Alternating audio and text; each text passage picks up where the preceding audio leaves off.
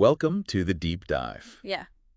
Today, we're going to be taking a journey through the Torah, Oh, the yeah. foundational text of Judaism. Yeah. We've got sacred scrolls, exploring the Torah as our guide, Right. and I'm so excited to unpack these ancient stories with you. Yeah. It's a text that's resonated for millennia. Right. And it all starts with this idea of a journey. Okay. We see it literally, of course, with the Israelites' travels, but also figuratively as individuals and as a people. So we're talking about more than just physical journey. Absolutely. The Torah is all about transformation and growth. Okay. That's why I think approaching this deep dive through the lens of a journey is going to be so enriching. I love that. Yeah. So where does our journey begin? Well, naturally, with Genesis, the book of beginnings, Right. we encounter those universal stories of creation, humanity's first steps, the Garden of Eden. Right. But then it gets really interesting because the Torah narrows its focus to one particular family line. Right. Those patriarchs, Abraham, Isaac, and Jacob. And- I remember their stories being full of twists and turns. They were. Weren't they the ones who first entered into that famous covenant with God? They were. And you know, the covenant isn't just some ancient contract. Right. It actually reveals a lot about the nature of God as the Torah portrays him. Okay. It's not a one-sided dictate. It's a relationship with obligations and expectations on both sides. That's fascinating. It's a much more dynamic picture than I initially thought. Yeah. So what are some of the expectations laid out in this covenant? Well, on God's side, he Okay. promises to protect and bless Abraham's descendants. He promises them land, numerous offspring, Wow. and a special relationship with him.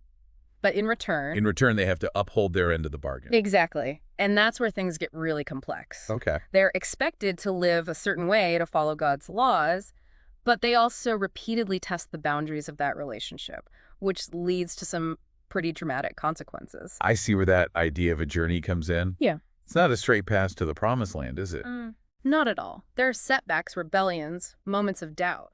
But it's through those challenges that their faith is tested and ultimately refined. Okay, so Genesis lays the groundwork with this covenant, Right. but it ends on a cliffhanger. Jacob's family is in Egypt. Right. What happens next? That brings us to Exodus, the book of liberation. Okay. But as you said, Genesis sets the stage. The Israelites find themselves in this situation partly due to their choices, both as individuals and as a people. So their actions have consequences even generations later. That's a thought-provoking concept. It is. It shows the interconnectedness of their history, and it really underscores the impact of individual and collective decisions. So Exodus picks up with them enslaved in Egypt. I can only imagine how that experience would shape their faith. It definitely does. But it's not just about physical oppression. They've lost sight of their identity, their covenant with God. And that's where Moses comes in, right? Exactly. Moses is called by God to lead them out of slavery, back towards that covenant, back towards their identity as God's chosen people. Okay, so we've got this incredible escape story with plagues, the parting of the Red Sea, those iconic moments. Yeah. But you're saying there's a deeper level to this liberation. There is. Think about it.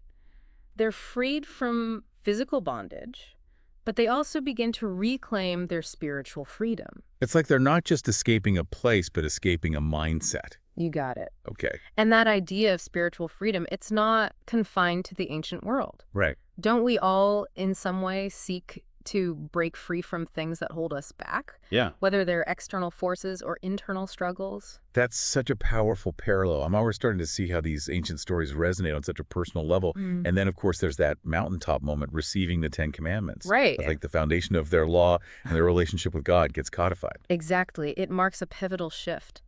The covenant is renewed, and they're given this tangible set of guidelines for how to live a life that honors that covenant. And those guidelines, they weren't just about rituals, were they? Oh. They touched on every aspect of life, didn't they? That's right. Which leads us to Leviticus, Okay. often considered the most challenging book of the Torah.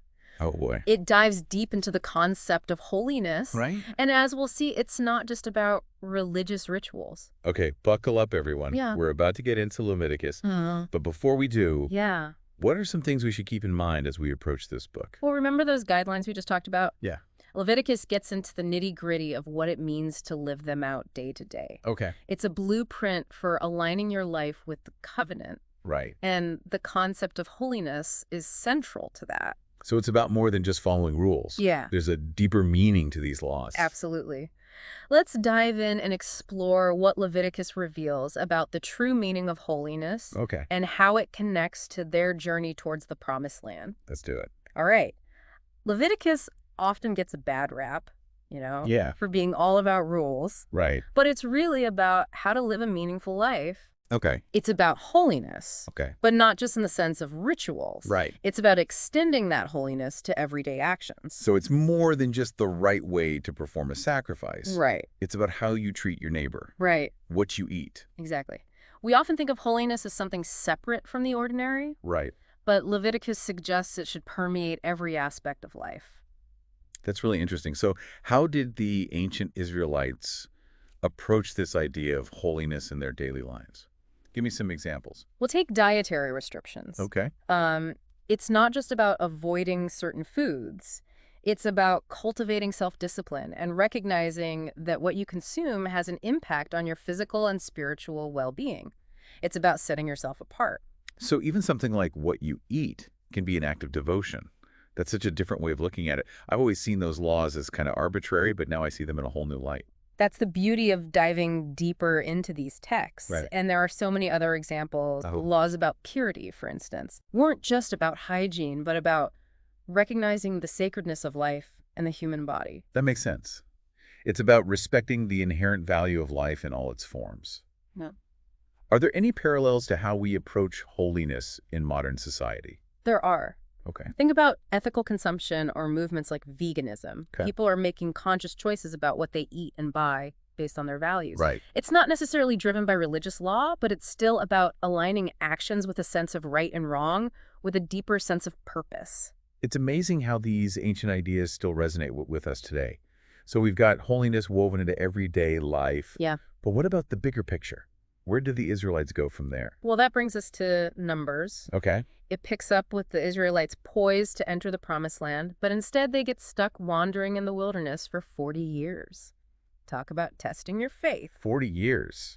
You'd think they'd be used to challenging journeys by now, but I guess this one was different. It was. And the book's name, Numbers, Right. refers to the census taken. It highlights the importance of community, especially in the face of hardship. So even in the wilderness, it's about coming together as a people.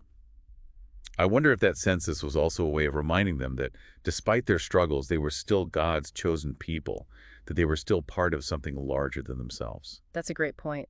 And the narrative itself is very cyclical. Okay. We see moments of rebellion followed by divine punishment, Right. but then we also see God's provision and forgiveness. Mhm. It's this constant push and pull, a reminder that the journey is not always smooth. Makes sense. It's like even though they've been liberated, that doesn't mean the journey is over. They still have to navigate their relationship with God, with each other, and with the challenges that come their way. And that's such a universal human experience, isn't it? Totally. We all go through periods of wandering in our lives, Yeah. times when we feel lost, uncertain, or tested. Absolutely.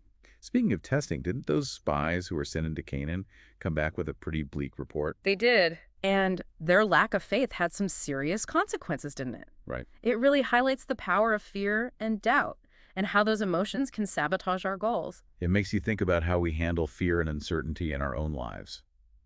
Do we succumb to negativity, or do we choose to trust even when things seem difficult? Exactly. It challenges us to examine how we respond to those moments when our faith is tested.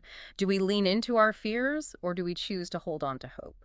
So Numbers is all about the ups and downs of the journey, the challenges they face as they try to stay on the path, but eventually they have to move on, right? They do, and that brings us to Deuteronomy, Okay. which is like a farewell speech and a final pep talk all rolled into one. Okay, so Deuteronomy, it literally means second law, right? It does. I remember it kind of recaps everything from the previous 4 books, Right. but with this added layer of, okay, you're about to enter the promised land. This is what you need to know. That's a great way to put it. Moses is summarizing key lessons, urging them to remember their past as they prepare for their future. He's passing on the torch, so to speak. It's interesting that even though they've received these laws and teachings before, Moses feels the need to reiterate them. It's like he's saying, don't forget what you've learned. Don't lose sight of who you are. Exactly. And it's not just about remembering the letter of the law. Right. It's about understanding its spirit. It's about internalizing those values and applying them in a new context. It's like they're graduating to a new level of understanding. They've been through the wilderness, they've been tested, and now they're ready to take what they've learned and build a new society. That's a powerful way to look at it. Yeah. And amidst all these instructions, there are also moments of incredible beauty and emotion. Okay. Like the Shema prayer, Right. a central prayer in Judaism, Yeah. is right there in Deuteronomy. That's right. It's such a powerful declaration of faith, a commitment to loving God with all your heart, soul, and might. And then, of course, there's Moses' final song and blessing before his death. It's heartbreaking, but also incredibly inspiring. It is. It reminds us that even the greatest leaders are human, and that their time on earth is finite. That the impact they have, the legacy they leave behind, can continue to inspire and guide generations to come. It makes you think about what kind of legacy we want to leave behind, what kind of impact we want to have on the world.